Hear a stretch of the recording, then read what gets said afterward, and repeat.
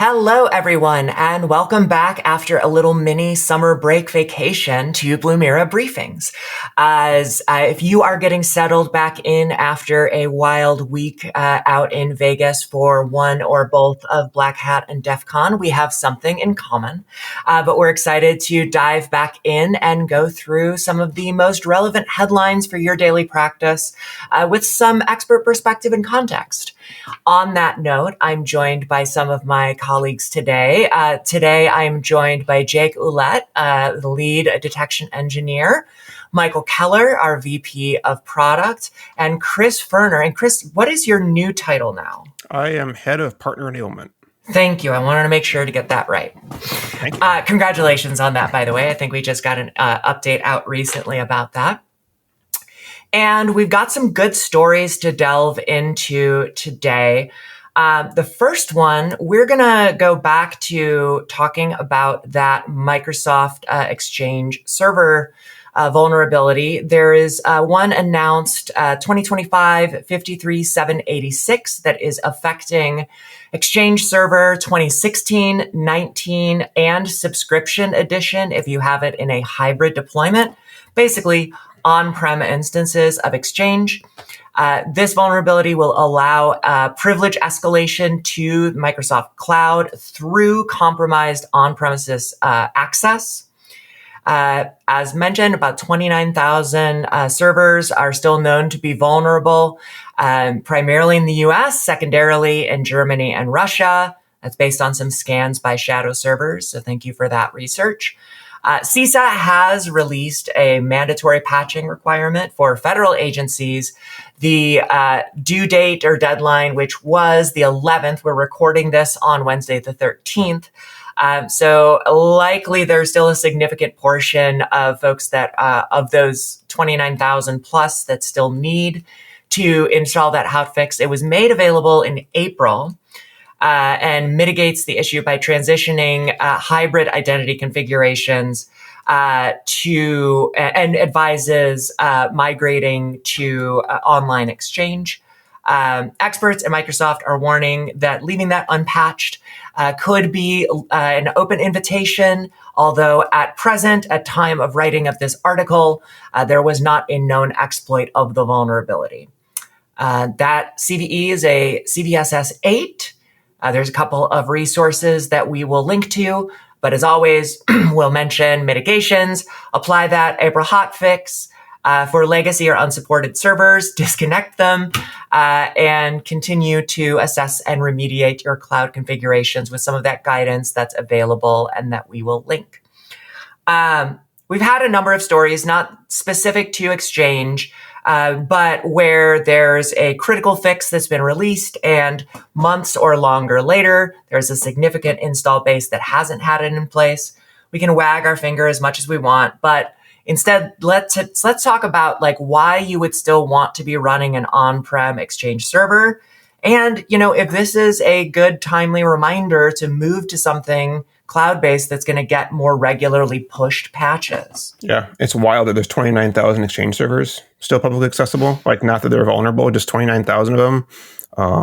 Microsoft keeps doing a lot of things to sell 365, and this is another one. Like, if you don't need it, get rid of it. And Jake, I know you have some thoughts on why folks may still need it, that we do want to point out that, risk profiles differ. You may still have a reason that this is the most viable option for your environment.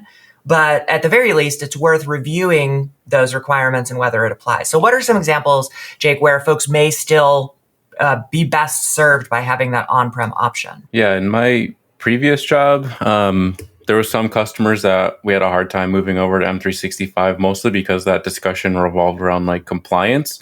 And that's not to say that you can't make Microsoft 365 compliant. You definitely can, and there's certainly enough like use cases and people doing that where it is compliant for their needs.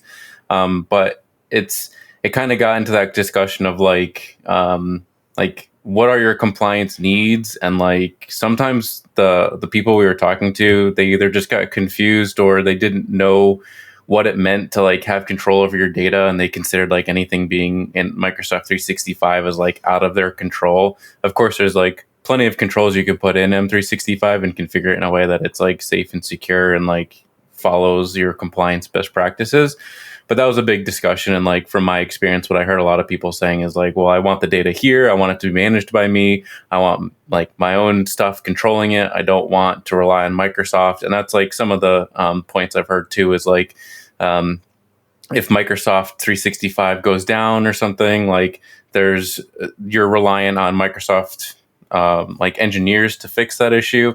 So it's kind of like your own, each company is different, and what works for each company is different as well. So as long as you're like having that conversation around like, is on-prem Microsoft 3 or is on-prem Exchange like the right solution for us, and whatever like conversation you're having, you keep on coming to like, yes, then maybe it is. I feel like even if Microsoft killed Exchange tomorrow, just like outright, like bricked every instance, there would still be like a need, and there would still be like a gap that somebody else would come in and fill with some other product. So I don't think we're ever going to get rid of like on-prem stuff. But yeah, like M365 is also not without its own flaws. Like I just said, they've had their own outages that have taken forever. And there's also some cloud-specific attacks that are engineered towards Microsoft 365. And more famously, there was a 2023 breach where the threat group Storm 0558 got the Microsoft signing key, and were able to basically make their own, like generate their own authentication keys using that key. And that's something that on-prem Exchange servers wouldn't really be like affected by, but a cloud instance like M365 would. So I'm not saying it's everybody should move to M365 or everybody should stay on-prem. It's really a discussion you need to have. As long as you're having that discussion and making those, like understanding where your risk is for your company and like what you're doing to protect your on-prem, like at least those conversations are happening. That's the success and thing that like I would want to focus on. Yeah, and I think I'd also add that one key factor is how much can you limit that external exposure of your server? The harder it is to find on the internet, the better. And this affects your cyber insurance. It affects your overall security profile. These are key things that become risk points. And so the more that you can do as an organization to be like, okay, does it need to be publicly accessible? How many layers can we make it before someone can get in and see this? The better off you'll become. I was just peeking at that same shadow server data in relation to the big vulnerability from 2021, and there's still like 1,300 servers that are unpatched with that 2021 vulnerability too. So it's a case where if you really need it, you've got to invest in the resources to handle the updates. Yeah, because those are 1,300 compromised Exchange servers at this point. Yeah, at those 1,300, those are just like the ones that people aren't listening to podcasts like this. Those servers are unmanaged. Like there's maybe a handful that are managed that just can't get the point across that they want to move. They should move to M365 or those discussions aren't happening. But it's like crazy to me to imagine that like in the time that you've had to apply those patches, you can't find even an in-band patch cycle to include critical stuff like this. So those servers are just going unmanaged, or like people are just not caring about those. Yeah. The poor, unmanaged, forgotten Exchange servers. Abandoned, unloved. So I think TLDR there, headlines or vulnerabilities like this, it's a good checkpoint to consider if your strategy is accounting for if a rapid patch is needed. It's a good opportunity to look at, is this on-prem model still serving us? And at the very least, these are good opportunities. I feel like we say it every time. To model scenarios that you may want to use for a tabletop exercise, or make sure that you have a documented plan around responding to if something similar were to happen. Looking next at the latest update for Android, there was actually bi-monthly patch released, or maybe tri-monthly. I'd have to go back. I didn't include it in the notes.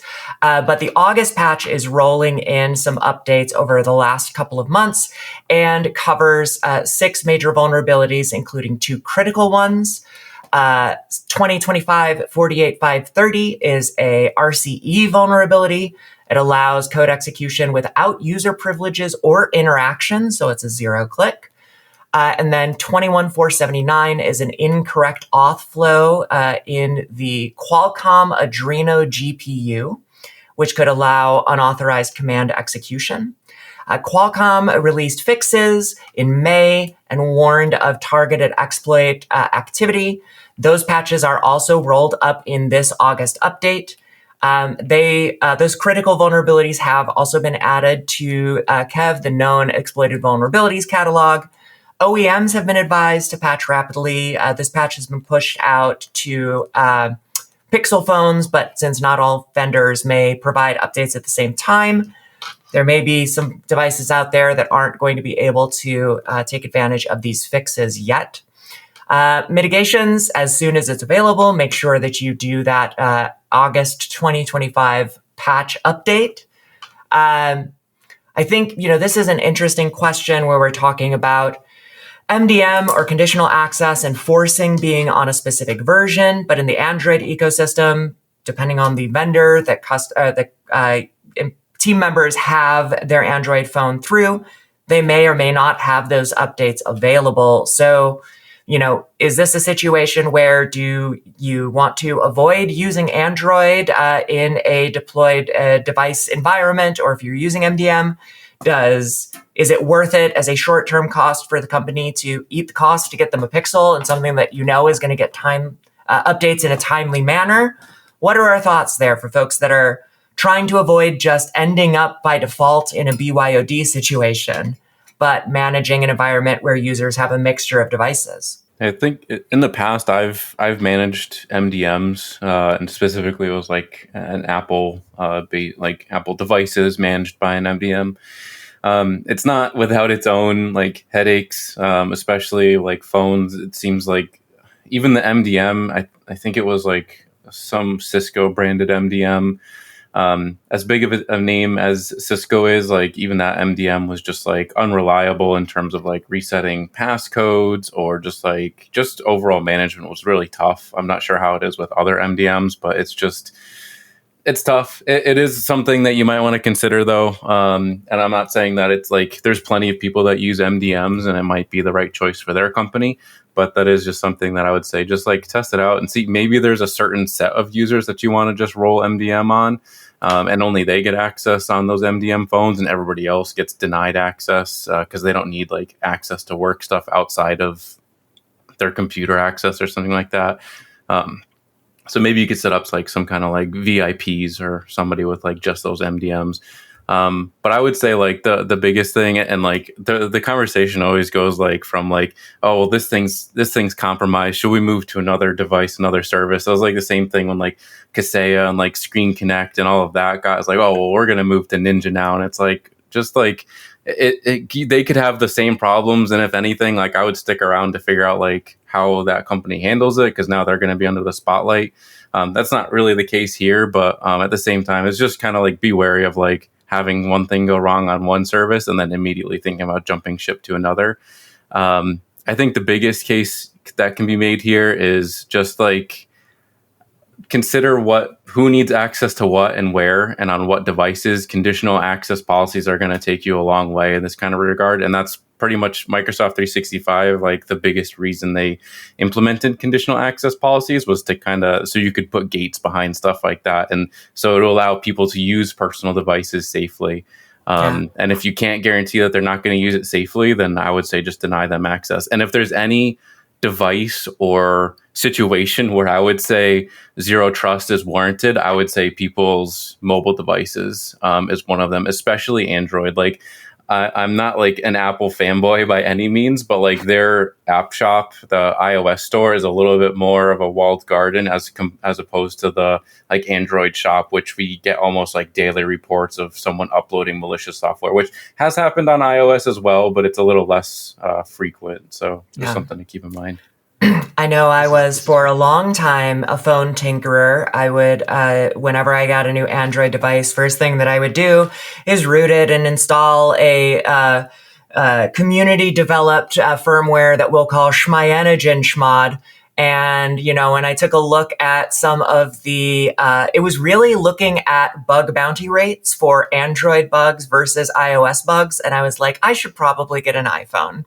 So now, basically, at the point that I moved into security and started accessing important information through my phone, I was like, it's going to be simpler. And I agree with you. It isn't necessarily a measure of being a fan or stan of one or the other of those kind of major ecosystems.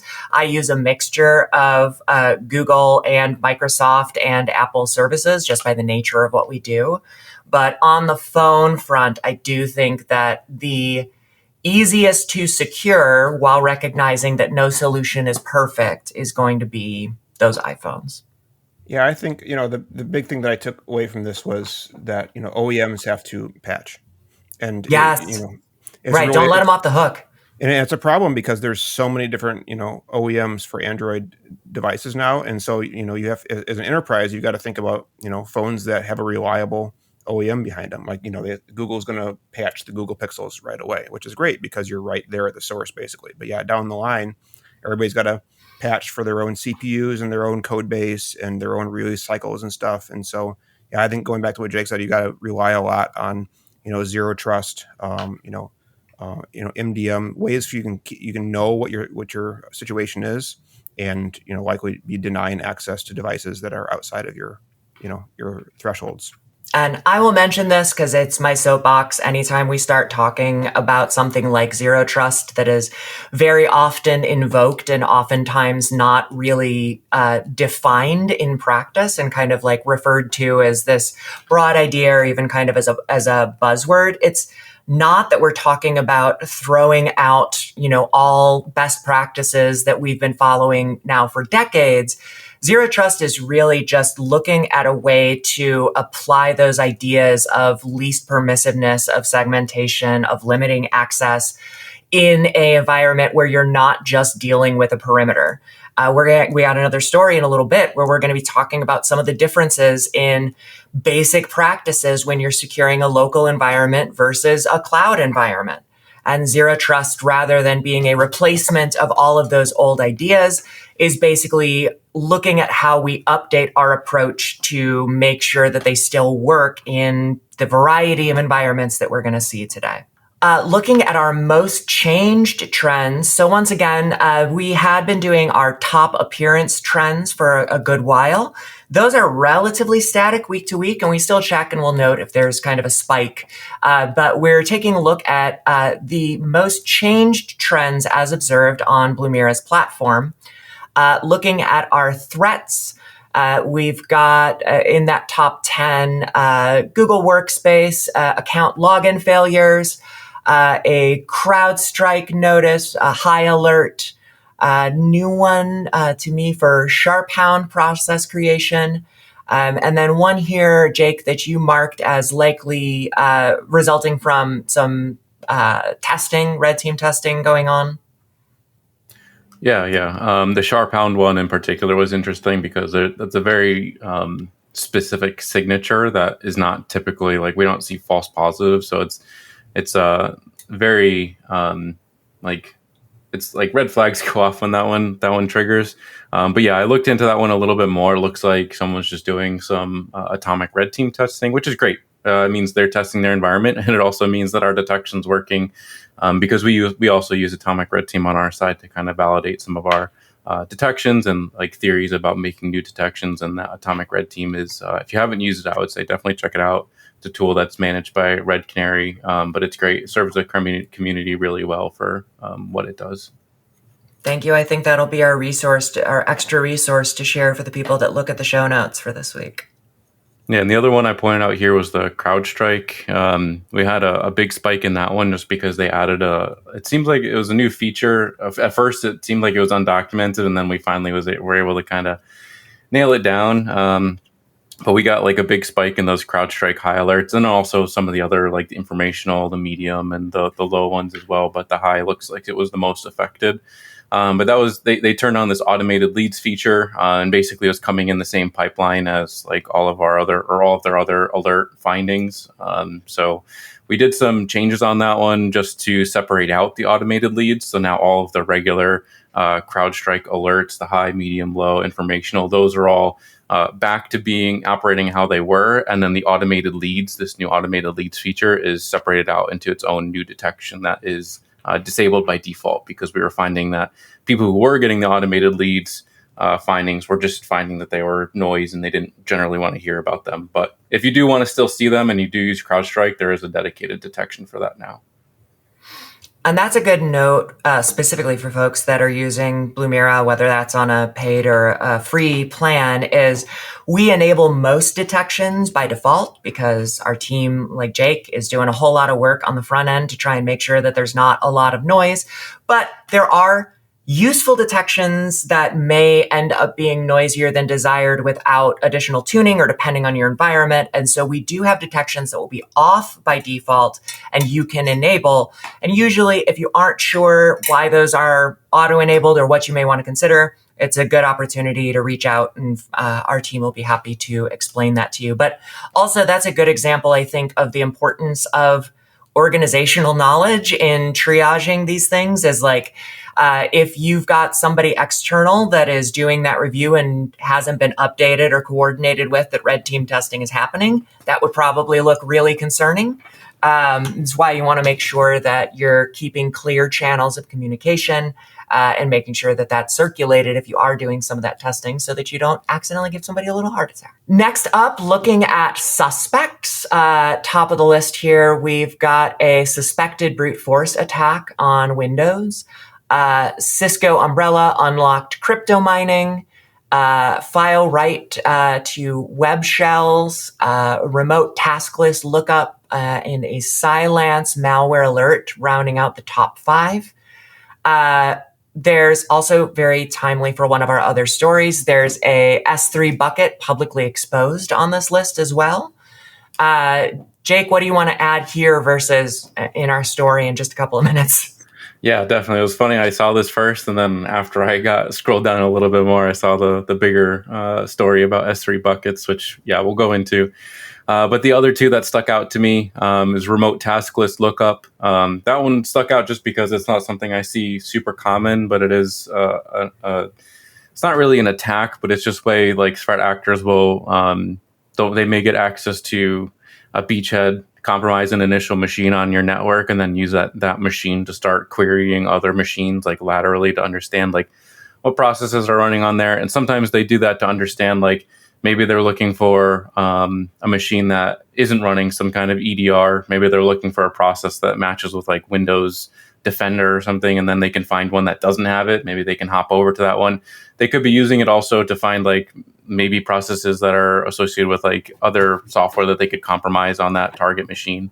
So yeah, that was an interesting one that came up that I wanted to highlight. And then the other one was web shell by file write. I believe there was, so a number 10 spot, there was also a suspected web shell interaction finding. These are notable. We do see them somewhat common, but they've just been on like, I think more like higher alert just because that recent on-prem SharePoint CVE was related to web shells being dropped. Again, we did make a detection specific to that CVE, but the existing, like these ones I'm talking about here, also likely would have caught that activity as well. So we would have seen that whether or not we released a dedicated detection. But then we also wanted to layer it with another detection specific to that CVE. But yeah, these ones are important just to keep an eye out for, and just know when people are doing weird web shell stuff inside your network. And then looking at risks here, rounding out the trends for the week, we've got a Okta account user lock. I think that is a new detection that we just got added. A mass download. This is a great example that I use all the time, talking about like a holistic look at risk. Just the fact that somebody is downloading a large number or a large volume size of files is not in and of itself indication of an attack, but it is behavior that could be demonstrated by somebody that is trying to either exfiltrate or make data unavailable. So it's a good one to look at and to be aware of. We've got a couple of Mac and Linux with unsafe file permissions, the dreaded chmod 777. And then rounding it out, external document share on G Suite and unusual file attributes action on Linux. Anything noteworthy here? I just thought it was interesting that we saw copy events, a mass download, and a drive deletion. Also, external document share. So like this is a good example of like, we very intentionally modify like how important we think something is and how we kind of alert our users, because like different things have a tendency to be a little bit noisier. And I suspect, Jake, you're going to talk about this a little bit, but it's also just like, these are the types of things that someone has to take a look at, or you have to go deeper into the logs, or you have to understand, is this a real risk, or you want to filter on it if you know your org has like a set cadence or a set of tools. So the importance of both knowing when you want to look at something and then also tuning your system or having tools that can help you tune. So just thought that was an interesting kind of collection that we're seeing this week. Yeah, to that point, the mass download one seems to, or at least in my experience, gets triggered a lot by some backup utilities. We can do our best to try and tune out that activity, but it's nothing stopping a new like backup utility from coming out tomorrow. And we certainly don't have the whole list of backup utilities.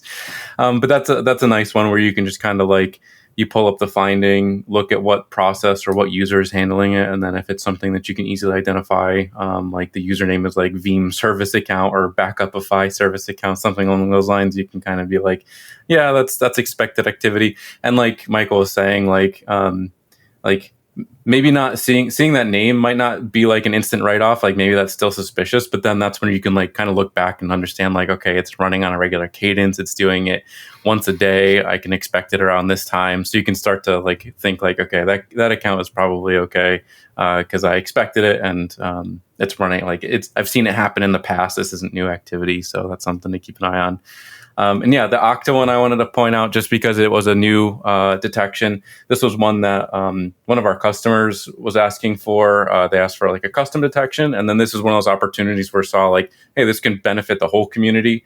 And sometimes like we get them straight like this and we'll be like, yeah, let's make that. Sometimes we already have these things in our queue, but they're just not, we've got other things that we're working on because they're higher priority, but it just takes one or two customers to say like, hey, I think this is important. And then we'll bring that one up to the top of the pile and then start working that and get that detection out and available for everybody. So that's one where people's recommendations and asks can influence the detections we push out, and like kind of helps build the community of detections and helps us understand what people are asking for and what they want to see in the platform. So we're delivering like more about like what people want rather than just like random things that we think are important, which are also important, but I also want to make sure I'm delivering on the things that people want out of the platform. Moving into our general security news, Windows 11 23 Half-2 Home and Pro are reaching end of support in just a couple of months in November. The initial release of 24H2, which is what users are being pushed to upgrade to, was made generally available last year in October.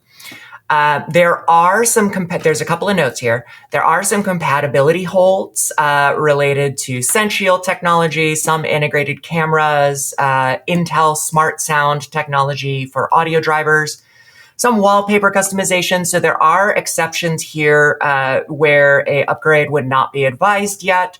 Also, if you are on a enterprise or educational edition, there is going to be basically one additional year of support. I included this one, and there's some links to like a compatibility guide and some relevant guidance for deploying. And the reason that I pulled this one is that I thought that it was interesting that we're seeing kind of a shorter cycle between initial release and ending support. This is a version change and not a OS version change. So it's an in-version, not OS version change, I guess. But it's still notable that these cycles are happening a lot quicker than they have. And so I wanted to talk about, is driving users to update to these newer versions more aggressively rather than maintaining security patches on older versions. Is this a good thing? I mean, in the enterprise, in my experience, it's a lot more difficult to keep on top of these patches. And of course, for Enterprise Edition, they get some more time here. But in the Enterprise, these large, column version changes, it's hard to keep on top of it. It's really appreciated to have incremental security patches that stay available. But this is kind of your warning then that at this point, for the Enterprise, you got to start working on it now because it doesn't come easy all the time, and it's not going to get easier as time goes on. Yeah, I think it gets it's kind of like confusing because like back when it was like Windows 7, or I think maybe these half steps started with Windows 8. I know it definitely wasn't with Windows 7, but like Windows 7, you could be like, okay, I've got an operating system jump, I've got a big upgrade that I got to make. You can easily identify like that system's running 7. I got to get that taken care of. Whereas now these big half step updates are pretty big major updates, but it's harder to like discern. Like if you walk by a computer, you wouldn't be able to tell one way or the other if it's running H2 or H3 or whatever other version you're looking at. So it's kind of hard, and it doesn't stick out to you as much. But I can say like I've done like compliance and like auditing scans on like companies I used to work for, and this would come up all the time where it's just like, hey, it would post a red flag like, hey, you're behind on one of these major updates. So while it's not as like readily like screaming in your face, like it needs to be updated just by looking at it, you can definitely run scans to kind of monitor your devices. And a lot of RMMs would support that as well, being able to understand, like pull a service version. So like, it's not hard to find these things, but I think maybe it sometimes is hard to also get them updated, because if I recall correctly, these half updates are like those ones that like your system has to reboot several times. And like if you have a computer that or user that doesn't reboot or doesn't shut down often, then you have to start thinking about like maybe automated rebooting, and that's a whole other can of worms. So it's a lot to take care of, but yeah, it is something that you can identify if you look at like your RMM or pull some kind of report. Yeah, I think it's definitely interesting. You're seeing this, they're doing it essentially at a similar timeline of like the 22 H2 end of life, at least on non-enterprise. And I think, that goes to show like kind of Microsoft being intentional with their cadence. And you see this from them and from others being like, all right, I'm going to pick a moment, and a lot of things are going to go end of life at the same time. And a lot of people are going to have to kind of figure it out. And I think, that's one of the complications. And, I kind of get that from the Microsoft standpoint. But to your point, Jake, it is harder and harder to notice the difference as a user. So like this becomes really about the security to a large extent. I think of all the differences of even on Apple, where like every year, you get an update, and that update is a new animal and a new animal name. And that's just the cadence. But the reality is, as a user, you may or may not notice the difference. And I was just like taking a brief look of like, what's the core difference between 23H2 and 24H2? And I have a personal Windows machine. That's what I use in my spare time. And I doubt I noticed. A lot of it's performance, a lot of it's security, which is obviously kind of the point in part of this.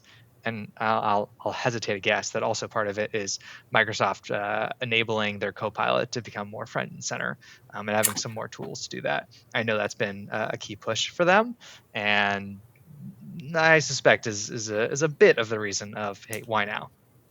That's the piece that I noticed, and I won't presume to guess what the motivations were within Microsoft, but I think that it is not necessarily a bad thing to strongly encourage updating as a practice and incentivizing that in the ways that we can, with the goal being keeping people patched and up to date and not falling behind or missing critical patches like we're talking about.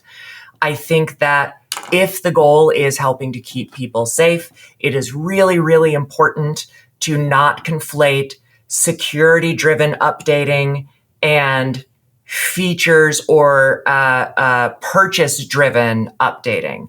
And the reason that I say that is if those two purposes get conflated, it's going to make for a cynical user base that may discount the importance of security updates because they're worried if they're getting worked. So I don't think that's a factor here because this is a in-addition update. I don't think that necessarily applies in the Mac OS version updates because by and large, those are only gated if it's a processor change that doesn't support the newest version. Otherwise, they're free updates. But I think that if the goal is to push to a newer version that's using more features, or as when Windows 10 was getting pushed towards end, forcing not just an update to a new OS in 11, but oftentimes a new machine because of that like trusted boot requirement, that's where it can be a little bit more of a conversation.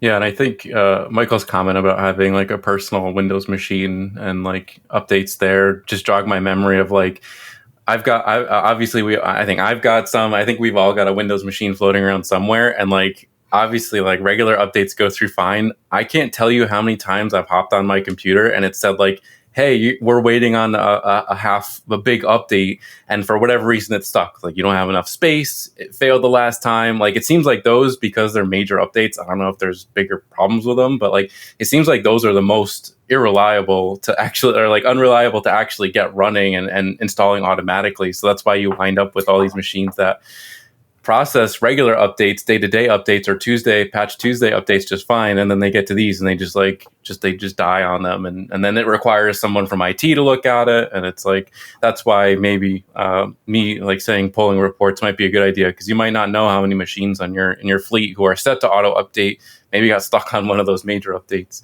Getting back to the promised revisiting of S3 bucket issues, there is a story that is making the rounds of a hacker researcher who accessed millions of records in a unsecured AWS bucket. This was a researcher, Jeremiah Fowler, who found, about 75 gigs, representing just under 11,000 records. That was in a unsecured bucket. In the same time frame, HackRead, which is the outlet that broke this story, was contacted by a anonymous user named Thinking One, who said that they also obtained this information. This kind of ran the gamut on personal info, social security number, dates of birth, detailed like demographic and purchasing info, and indirect references to client industries that they were associated with. These records were accessible via public internet, no password or encryption required. IM Data, the affected vendor, they've got a vast database covering about 260 million people. This is not an uncommon story or an exceptionally unusual or noteworthy one, but the reason that I pulled it is I think that this is actually the opposite. It's something that we see pretty common, where folks that are either new to or just trying to transfer the best practices from a perimeterized environment to using cloud resources can have kind of really fundamental oversights like this. So, I kind of want to open the floor and talk about kind of this common issue of under or unsecured AWS buckets, why it happens, and I think, advising people on where they can find some resources on getting up to speed on basic cloud hygiene, if that's something that they're new to. Yeah, this one's funny because I can remember in past jobs having this same exact problem where I misconfigure a bucket, and luckily nothing ever happened to the stuff that I developed. It was never important enough for somebody to want to or it never had any real data in it. But I remember just configuring it for the first time, and I'm in S3 and I'm like, they don't actually really mean public by public, right? So it's just I'm just going to click that so it makes things work. It's kind of the same idea of I'm just going to put in the administrator creds to set up printer scanning to a file share because I know it's got the permissions.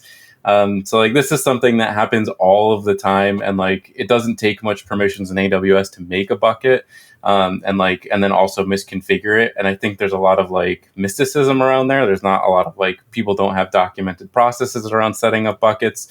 But I can tell you this is one of the number one things that threat actors and red teamers are going to look for if you tell them you have an AWS environment. If you're a threat actor, you don't even need to tell them that you have an AWS. Obviously, it's out there on the internet, and they don't need to know anything. They don't need to know the name of the bucket. They've got tools and fuzzers that will basically enumerate that data. You're not going to be saved by obscurity here.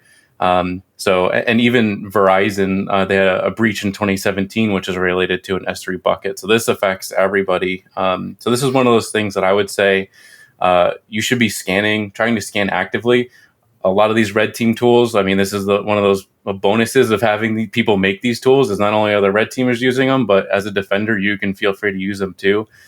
Some of the ones that I wanted to call out that are pretty popular is S3 Scanner and S3 Enum. Those are two projects you can find on GitHub that will help you scan, enumerate your environment. You'd have to play around with them a little bit and learn it, but at least you'll be you'll be emulating kind of what a red teamer would do or a threat actor would do if they were looking at your environment. You can, and you having insider knowledge, you can even kind of start to use that knowledge to even go further and figure out if they happen to get a step further, what would happen.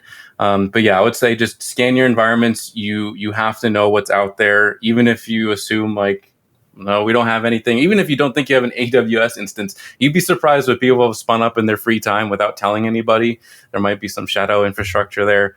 But yeah, do some scanning. Least privileges is very important on these buckets. And then also, if you are using buckets and they have to be public, there's certainly reasons for that. Just be documenting all the time and clearly name your buckets. Kind of state a purpose for each bucket. Do the best you can so that if anybody outside that you maybe didn't tell about the bucket, they can be okay, well, this is that. I know what's in there. I kind of have an idea what this is for. Maybe put your name on it so you can be I'll go talk to this person if I find it. So yeah, documentation, clearly naming what your buckets are for and what might be in them, least privileges. And then my last note is just enable logging and monitoring on these things. If they do have to be public, make sure you're capturing that data and reviewing it so you can keep an eye on the access and things that are going on. Yeah, that was my chime in was, put a SIM on your AWS. At least if you don't know what is going to happen, at least if you know what did happen, that helps you in cases like this where it's been exposed and you can find out who's been actually touching your data, pulling it out. So yeah. I think a quick Google search kind of proves this point of it's really a bucket exposure is one of the most obvious things that people talk about these days because it's so easy to find and it's so easy to configure. So anything you can do to mitigate that risk, whether that's through internal training, access, as well as protection on the other side with the SIM so that you know what's going on in your environments, the better. But clearly, anything you can do to be really intentional with your S3 instance is valuable work.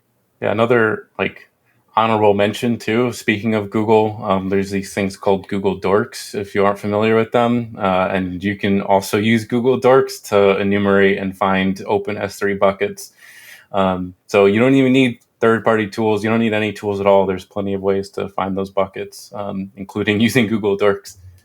I think an important moment to say this is not exclusive to Amazon. You can also create buckets with any cloud provider. So S3 just happens to be, the biggest. So we talk about it the most. But if you're in GCP, if you're in Azure, if you're on Oracle's cloud, everybody has the same, suite of problems. It's just a different path to get there.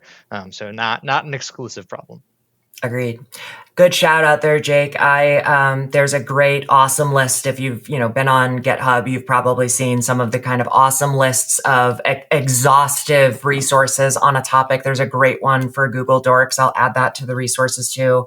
Just useful for life, not just for security within, checking your environment, but having a deep understanding of how those crafted searches can surface things that aren't going to show up in regular search results is illuminating and helpful to understand.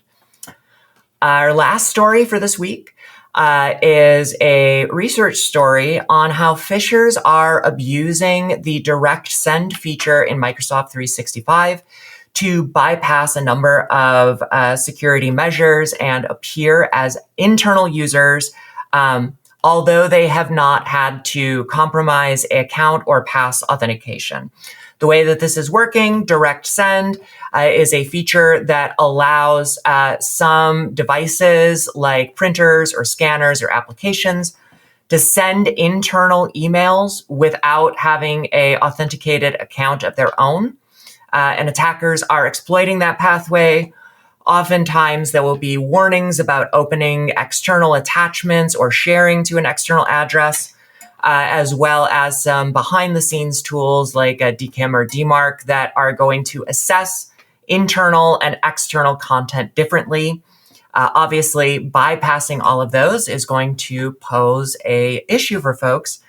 And the question that I put here is, it's good that we've added some more prompts and alerts to let folks be aware of the additional risk of external senders.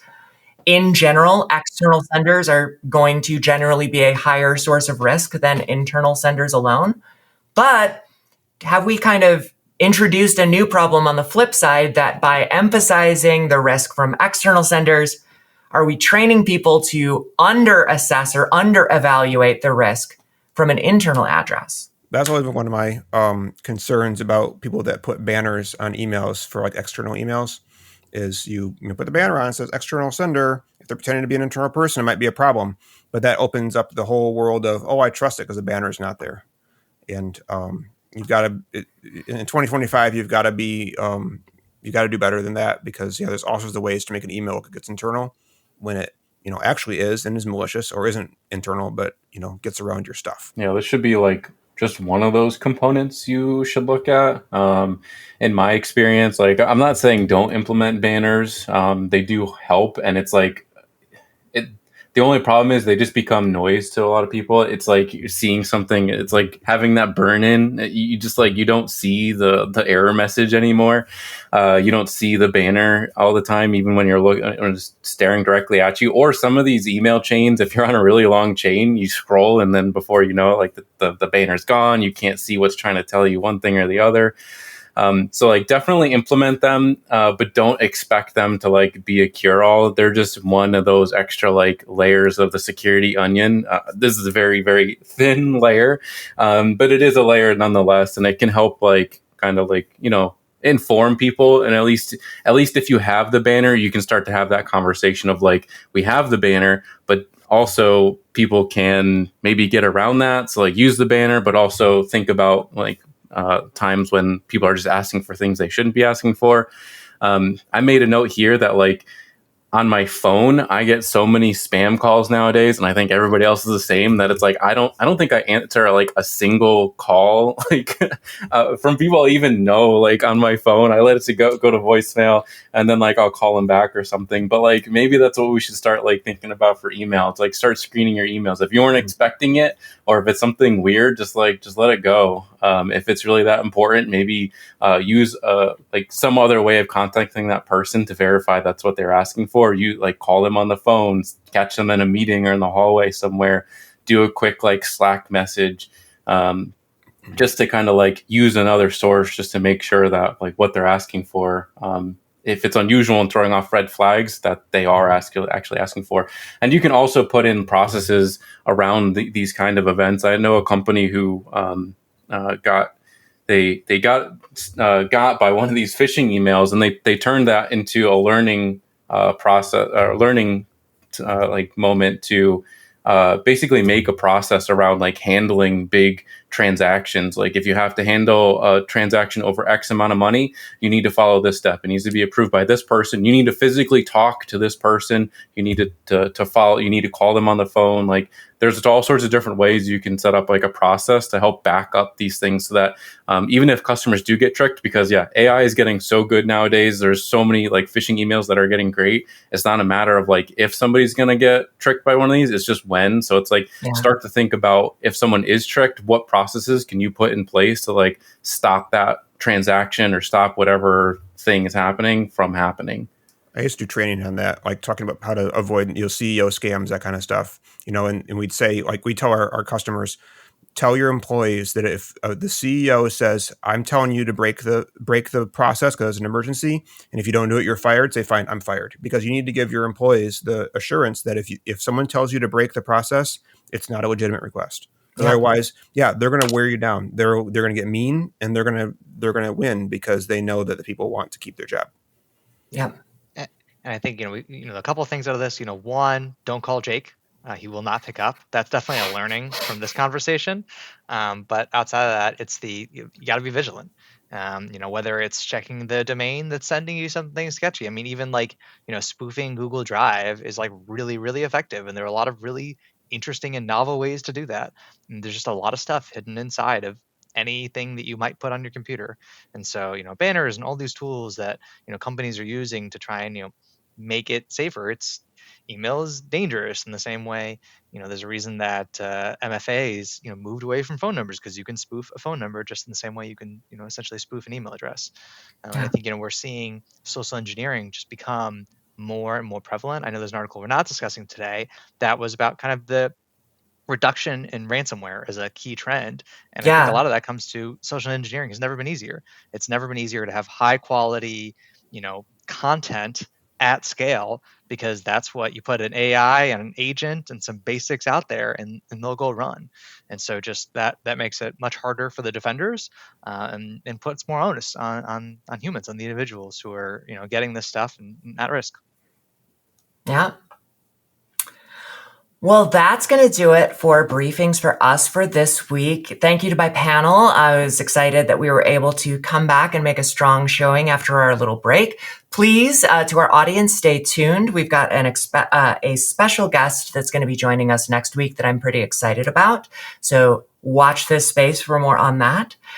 Fill in the blank, all the things that YouTube wants me to ask you to do with alerting and notifications and subscribing and bells and whatnot. And until next time, everybody, thanks for joining us and stay safe out there. Bye-bye.